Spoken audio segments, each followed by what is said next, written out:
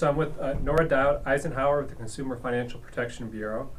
Could you tell me, is elder financial abuse growing or just our understanding and documentation of it? Well, that's a good question, Chris. I think that awareness of elder abuse is growing, and certainly the definition of it and how we're experiencing it. In addition to awareness of it growing, the population is growing. We know that 10,000 people a day are turning 65. Individuals who are over 62 are vulnerable to elder exploitation. So clearly, it's growing.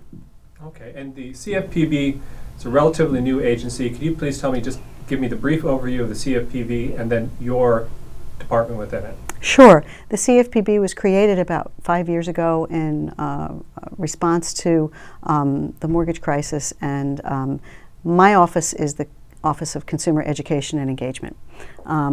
We really focus on older Americans. We work to educate older Americans, their family, caregivers, loved ones, and how to prevent elder exploitation, especially elder financial exploitation. And we hope to help older Americans make better decisions about their lifelong financial security. Okay, and the financial exploitation, do you have a sense whether much of it or most of it is because of maliciousness or just uninformed folks, caregivers, doing the wrong thing? We think it's both. What we've tried to focus on in preventing elder exploitation is to help the financial caregiver understand more about his or her duties in helping an older American. We know that people mean well when they are sort of thrust into the role of a financial caregiver for an older relative, loved one, or a neighbor. And we want to help them do a better job. So we think that that will prevent some of the elder exploitation that's going on. Okay, and financial capacity, the ability for somebody to manage their own finances, that's something that diminishes earlier than other capacities for people? And is it inevitable? I don't want to say it's inevitable, but what we're seeing is that one of the first things to go as we age is the capacity to make sound financial decisions.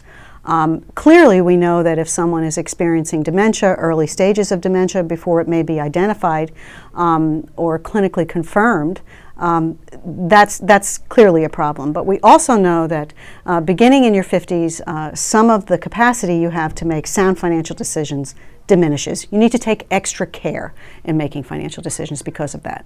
Okay, and some of the resources that your agency has includes guidelines for people who are helping people with their finances. That's right. And these guidelines vary state to state. I mean, what are some of the differences state to state?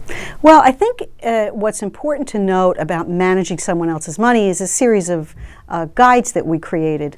We created a set of national guides because so much of the information that's important to financial caregivers operates across the country. However, when you're looking at a state laws or rules that individual state courts might have about reporting requirements, that is going to vary from state to state. So it's important to note that you can look at these national guides, but that you'll have to double check and see what the state you're in requires as far as some of the reporting requirements. But generally, the information in managing someone else's money is very helpful to people across the country.